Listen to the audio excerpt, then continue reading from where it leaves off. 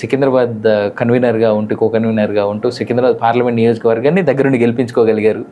దానికి నిజంగా ఓడిపోతుంది అనుకున్నటువంటి సీట్ని దగ్గరుండి గెలిపించుకోగలిగారు సార్. దాంట్లో మీ కృషి మీరే కాదు, మీ టీం అంతా చేసినటువంటి ఖచ్చితంగా మెచ్చుకోగలగాలి. అందరూ కార్యకర్తలు అందరూ కూడా చాలా స్ట్రాంగ్గా చేయడం జరిగింది.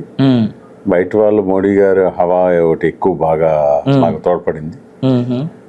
ఎంత నెగిటివ్లో కూడా దీన్ని 50,000 మెజార్టీ గెలవటం మాకు చాలా ఆనందదాయకంగా ఉంది. ఫస్ట్లో చాలా డిఫిసిట్ కనిపించిన తర్వాత అంతా పికప్ అయ్యటం, ఒక్కొక్క పోలింగ్ బూత్ పెరుగుతూ ఉంటాం. అది కాకుండా బీజేపీ కూడా మేము శ్రేణులంతా కూడా ఒక ప్రచారంలో చాలా ముందుండి ప్రతి మ్యాక్సిమం ఓటర్లందరినీ కలుసుకుని దాంట్లో మాకేంటంటే భారత వికసిత సంకల్ప యాత్ర ఒకటి చాలా బాగా ఉపయోగపడింది.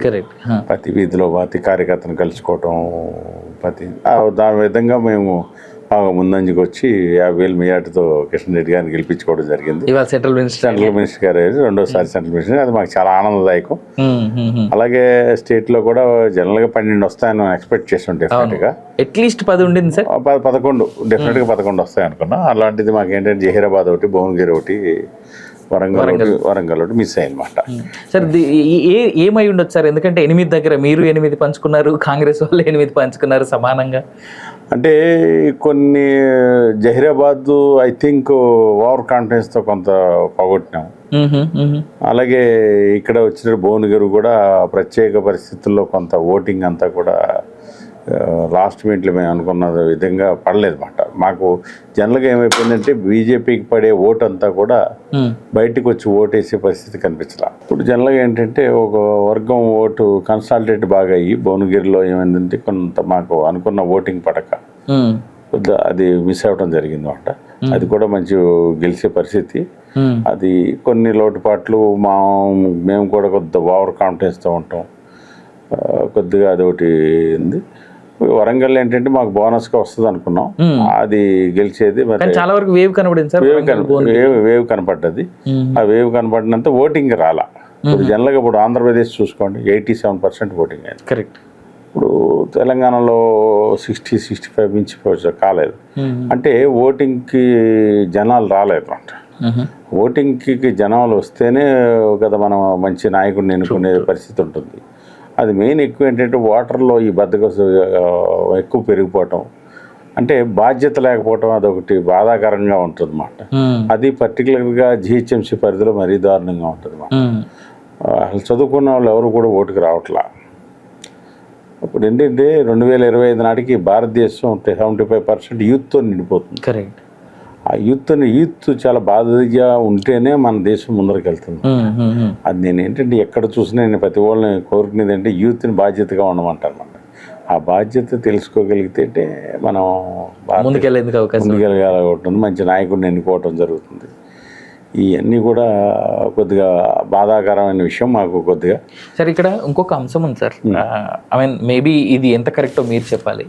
భువనగిరి తర్వాత చేవెళ్ళకి సంబంధించినటువంటి పార్లమెంట్ సెగ్మెంట్లో కొన్ని, అంటే అసెంబ్లీ సెగ్మెంట్స్ కానీ పార్లమెంట్ కానీ పక్కన కొన్ని బూతుల్లో ముస్లిం మెజారిటీ ఎక్కువ ఉన్నటువంటి దాంట్లో మేజర్గా అసలు కొన్ని బూతులు అయితే ఓన్లీ ఫర్ ముస్లిమ్స్ ఉన్నటువంటి బూత్స్ కూడా ఉన్నాయి. అక్కడ బీజేపీకి ఏమాత్రం ఓటు పడలేదు. ఇది భువనగిరిలో జరిగింది, చేవెళ్ళలో జరిగింది, ఇన్ఫాక్ట్ ఇది ఉత్తరప్రదేశ్లో కూడా చాలా వరకు జరిగింది. ఎందుకంటే దీని వెనకాల కారణం ఏమైంది? ఇప్పుడు ఏంటంటే ముస్లిం ఓటు అంతా కూడా కాంగ్రెస్ కన్సల్టేట్ అయింది. మెయిన్ ప్రాబ్లం ఉత్తరప్రదేశ్లో ఒక విలేజ్ ఉంది, 500 ఫ్యామిలీస్ ముస్లిం ఫ్యామిలీస్ ఉన్నాయి. దాంట్లో 300 ఫ్యామిలీస్కి ప్రధానమంత్రి ఆవాస్ యోజన కింద ఇల్లు ఇవ్వటం జరిగింది. అంటే 3 లక్షల రూపాయలు ఇల్లు ఇచ్చిన కూడా ఒక్క ఓటు కూడా లేదంటే వాళ్ళకి దేశం ముఖ్యమా, ఏ దేశంలో ఉన్నా కూడా ఆలోచన లేదు. దేశంలోని విచ్ఛిన్నగా శక్తులకు ఓటేయటానికి ట్రై చేస్తున్నారంటే అదొక బాధాకరమైన విషయం. మీకు ఇంకో విషయం చెప్పాలంటే, మేము భారత వికసిత సంకల్ప యాత్రలో తిరిగినప్పుడు మోడీ గారు పెట్టిన స్కీమ్స్ అన్నీ కూడా 100% యూజ్ చేసుకునేది ముస్లిమ్సే. కరెక్ట్. ఒక ముద్రాలోజు కానీ, స్ట్రీట్ వెండర్స్ లోన్ కానీ, తర్వాత అన్ని పథకాలు, చిన్న చిన్న పథకాలు చాలా ఉన్నాయి. మన వాళ్ళు నిజంగా చెప్పాలంటే చాలా బద్ధకతంతో ఉన్నారు. అసలు ఆలోచనే ఉండలేదు అన్నమాట. వాళ్ళు ముద్రా లోన్లు ఈ రోజున చాలామంది 10 లక్షల రూపాయల వరకు తీసుకుని ఉన్నారు. 100% పేమెంట్తో, రీపేమెంట్తో. అలాగే స్ట్రీట్ వెండర్స్ అంటే వాళ్ళకి 10,000 ఇచ్చేస్తారు అన్నమాట. 10,000 కట్టేస్తే మళ్ళీ 20,000 ఇస్తారు, 20,000 కట్టేస్తే 30,000, 50,000 వరకు ఉంటుంది. అలాంటి 70% ముస్లిమ్స్ ఉన్న ఏరియాస్లో అందరూ కూడా వాళ్ళు తీసుకుని 50,000 రూపీస్ రేంజ్కి వచ్చేసారు ఈ 5 సంవత్సరాల్లో. అంటే వాళ్ళకి మన స్కీమ్స్ మీద ఉన్న అవగాహన మన హిందువుల్లో లేదు. ఎందుకు ఎక్కడ ఫెయిల్ అవుతున్నారు సార్? మన వాళ్ళకి బద్ధకం. అంటే చెప్పేవాళ్ళు లేక అనేటువంటి మాట కూడా ఉంటుంది కదా. చెప్పేవాళ్ళు మనకి ఎంత చెప్పినా ఏం లేదు కదా. ఇప్పుడు మీరు ఏ రకంగా చూసుకున్నప్పుడు ఏది ఉందో వాడికి కష్టపడాలి, సంపాదించాలి, డబ్బులు సంపాదించాలి, వాళ్ళ రాజ్యం సృష్టించుకోవాలనుకుంటున్నారు. ఇప్పుడు వాళ్ళు ఉన్నారు చిన్నప్పటి నుంచి మసీదు తీసుకెళ్ళడం నేర్పుతారు. మన పిల్లల్ని గుడికి రమ్మనండి, రాడు. అది పూర్వకాలం మనకేంటంటే బయటికి వెళ్తున్నప్పుడు మన తాత మన నాన్న పిల్లోని సంచి తీసుకెళ్ళేవాడు, మార్కెట్లో ఎలా చేయాలి ఏం చేయాలని తెలిసింది, గుడికి తీసుకెళ్తాడు. ఇప్పుడు ఏంటంటే మనకు అన్ని ఫ్యాషన్ అయిపోయినాయి. అది మనం నేర్చుకోవాల్సిన బాధ్యతతో ఉండవలసిందని నేను కోరుకుంటాను. అంటే ఒక రిక్వెస్ట్ చేస్తున్నాను, అలాగే సలహా రిక్వెస్ట్ అంటే ఏదైనా అనుకోవచ్చు, కమాండింగ్ చేస్తున్నాను సరే ఇలా ఫాలో అవ్వాలని నేను కోరుకుంటాను. మనం ఎక్కడ జరిగినా సరే నేను ఎక్కడ చెప్పేది కూడా చెప్తాను. మనం డెఫినెట్గా అసలు భారత వికసిత సంకల్ప యాత్రలో జరిగినప్పుడు దాంట్లో ఉన్నప్పుడు అసలు భయంకరమైన చూసానమాట. స్కీమ్స్ అసలు 100% వాళ్ళే. అవును, ఇప్పుడు భారత్ రైస్ ఉంది, మనం ఎవడో కొనం, వాళ్ళు కొంటారు. అవును, భారత్ రైస్ కావచ్చు, దాల్ కావచ్చు, గోధుమ పిండి కావచ్చు, మనకంటే ఇప్పుడు మన వాళ్ళకి ఓటు జాయిన్ అవ్వరా అంటే ఓటు జాయిన్ అవ్వడు. ఆడు 18 ఏళ్ళ ఓటు జాయిన్ అవుతున్నాడు, ఓటు వేయటం కంపల్సరీ ఓటు వేయటం. మన వాళ్ళకి బద్ధకం, ఇంట్లోనే కూర్చుని ఏం చేసుకోవాలి ఏం చేయాలి అంటే హాలిడే కదండి ఓటు అంటే హాలిడే. అట్లా అది ఆ పరిస్థితి నుంచి బయటకు వస్తేనే కానీ. ఇప్పుడు మీరు సింపుల్ అయోధ్యలో ఫైజాబాద్ తీసుకున్నాం, ఓడిపోటానికి కారణం ఎందుకండి? అక్కడేమో వాళ్ళందరూ ఆ క్యాస్ట్ చూసి కాంగ్రెస్ ఉండాలి, బీజేపీ రాకూడదన్న ఉద్దేశంతో ఓటేశారు. ఇక్కడ మిగతా హిందువులన్నీ కూడా క్యాస్ట్ వైజ్గా కన్సల్టేటివ్ డివైడ్ అయిపోయినాయి, ఓట్ డివైడ్ అయిపోయింది. అక్కడ ఏమైపోయింది చూసారు, 30,000 పైచిలకు మెజార్టీతో గెలిచారు. కానీ ఇప్పుడు అనిపిస్తారు కదా. ఇప్పుడు అది కాకుండా ఏంటంటే జనాల్లో ఈర్ష్య ఎక్కువ ఉంటుంది, జెల్సీ ఎక్కువ ఉంటుంది. ఇప్పుడు నేను మిమ్మల్ని చూసి అనుకో, అబ్బాయి తెల్లబట్టలు వేసాడు రా, వీడిని ఎలా కొట్టాలన్న ఆలోచనతో. అలాగే మీద చాలా మంది మనలో కొంతమంది అంటే అబ్జర్వ్డ్, కొంతమంది జర్నలిస్టులకు కానీ అక్కడ కొంతమందికి కానీ ఒకడికి ఏంటంటే ఈర్ష్యతో ఉంటాడు అన్నమాట. మోడీ గారి మీద ఈర్ష్య ఇక్కడ లోకల్గా చూపిస్తాడు అతను. అలాగా కొంతమంది పత్రికల్లో వ్యాసాలు రాసి ప్రజలను తప్పుదోవ పట్టించారు ఫైజాబాద్లో. ఇప్పుడు రామ మందిరం అన్నది ఏర్పడిన తర్వాత 1,00,000 మందికి ఉపాధి అవకాశాలు వస్తున్నాయి. కొబ్బరి చెట్టు పాతగానే కాయలు కాయదు, 5 years టైం తీసుకుంటుంది. రామ మందిరం వచ్చింది 1 year. 1 year వచ్చిన తర్వాత ఉత్తరప్రదేశ్ భారతదేశంలోని 2nd పూరెస్ట్ స్టేట్. అటువంటిది ఇవాళ 74,000 కోట్ల మిగులు బడ్జెట్కి వచ్చిందంటే యోగి గారు ఎంత గొప్పగా చేసినట్టు. ట్రూ. అక్కడ అట్రాసిటీస్ తగ్గినాయి, డెకాయిట్స్ తగ్గారు, అన్ని తగ్గినాయి. ఇప్పుడు రామ మందిరం అన్నది ఒక 2-3 yearsలో ప్రపంచంలో ఫస్ట్ టూరిస్ట్ ప్లేస్ అవుతుంది. 5 సంవత్సరానికి 5 కోట్లు ఫస్ట్ ఇప్పుడు టూరిస్ట్ ఏదంటే స్వర్ణ దేవాలయం, నెక్స్ట్ తిరుపతి. స్వర్ణ దేవాలయాన్ని క్రాస్ చేసి 5 కోట్ల మంది దర్శించుకునే పరిస్థితి రామాలయానికి ఉంది. దాన్ని ప్రణాళికగా చేసుకుని వాళ్ళు రూపొందిస్తే ఇప్పుడే రోడ్లు వేయలేదు, ఇప్పుడే నాకు ఇల్లు ఇవ్వలేదు. నువ్వు ఎంత ఇప్పుడు ఇదివరకు 10-100 రోజుకు 1000 రూపాయలు అమ్మేవాడు, ఇవాళ 10,000 అమ్ముతున్నావు. ట్రూ.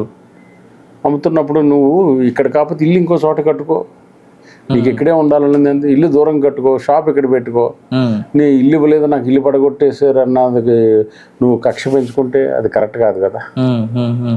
దాన్ని దుష్ప్రచారం చేసి కొంత జర్నలిస్టులు వ్యాసాలు రాసి మనుషుల్ని డివైడ్ చేసి ప్లస్ క్యాస్ట్ వైజ్గా డివైడ్ అయ్యి ఈ రకమైన పద్ధతి అవలంబించడం వల్ల ఫైజాబాద్లో మనం దెబ్బతిన్నాలి. టోటల్గా ఉత్తరప్రదేశ్ బాగా అంటే ప్రపంచంలోని విచ్ఛిన్న శక్తులన్నీ కూడా మోడీ గారు రాకూడదు, బీజేపీ పార్టీ రాకూడదు అన్న ఉద్దేశంతో ఉత్తరప్రదేశ్ మీద పడ్డారు.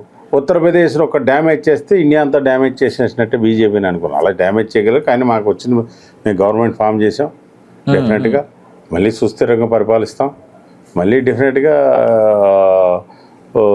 రేపు 2029 అంటే ఈలోగా జమిలీ ఎలక్షన్ చేస్తాయి కాబట్టి డెఫినెట్గా మళ్ళీ బీజేపీ మంచి వస్తుంది. ఇవాళ చూసాను సార్ రామ్నాథ్ కోవింద్ గారు అది జమిలీ ఇస్తానని చెప్పారు కాబట్టి అవును ఇంకో 2-3 సంవత్సరాల్లో వచ్చేస్తుంది మనకి ఎలక్షన్ అని అనుకుంటున్నాం.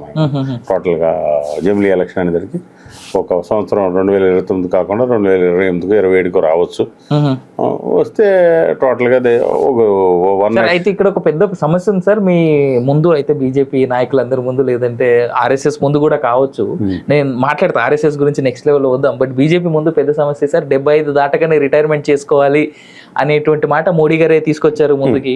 అలాంటి మోడీ ఇవాళ 75 దాటిన అమిత్ షా మాటలే కావచ్చు, లేదంటే జేపీ నడ్డా మాటలే కావచ్చు, ఇంకోరు మాటలే కావచ్చు, చూసుకుంటే భారతదేశంలో మోడీ ఉన్నంతకాలం మోడీయే ఉంటాడు అనేటువంటి మాట వాట్ ఆఫ్టర్ మోడీ అనేటువంటిది కూడా చాలా పెద్ద ప్రశ్నగా ఉండబోతుందిగా. అంటే మాకు ఆఫ్టర్ మోడీ తర్వాత చాలా మంది నాయకులు ఉన్నారు ప్రధానమంత్రి చేసేవాళ్ళు. But will India accept sir? ఈ దేశం యాక్సెప్ట్ చేస్తారు. ఇప్పుడు అయిపోయిన తర్వాత గడ్కరీ గారు ఉన్నారు, యోగి గారు ఉన్నారు. యోగి గారు ఒక రకమైనది సినిమా చూసినట్టు ఆయన పరిపాలన. గడ్కరీ గారిది ఒక రకమైనది చాలా సాఫ్ట్వేర్ గోయింగ్. ఇప్పుడు ఇవాళ గడ్కరీ గారు ఉంటే మన ఇండియాలో రోడ్స్ అన్నీ కూడా చాలా 95 వేల కిలోమీటర్లు విపరీతంగా వేసేసారు. ఎక్కడ చూసిన ట్రాన్స్పోర్టేషన్ ఎప్పుడైతే పెరిగిందో మీకు ఆటోమేటిక్గా ప్రజల యొక్క జీవనోపాధి అన్నీ పెరుగుతాయి. ఇప్పుడు అలాగే యోగి గారు రేపొద్దున ప్రైమ్ మినిస్టర్ అయ్యాడు అనుకోండి, మోడీ గారు చాలా మంచివాడు అంటారు. అప్పుడు చాయ్ వాలా గయా గాయ్ వాలా ఆయా. అట్లా ఇప్పుడు బోల్బంద శివరంజన్ సౌ కానీ చాలా మంది ఉన్నారు. మాకు ఎదుర్కోవాల్సిన పని లేదు. మీకు ఫ్యాక్టరీ ఉంది సార్, ఆర్ఎస్ఎస్ అనేది ఒక ఫ్యాక్టరీ ఉంది, తయారు చేసి పంపిస్తా ఉంటారు. అంటే మాతృ సంస్థ అనుకోండి. అది మాకు ఆర్ఎస్ఎస్కి బీజేపీకి సంబంధం ఉండదు. కానీ మాకు ఒక భగవద్గీత లాంటిది. ఓకే.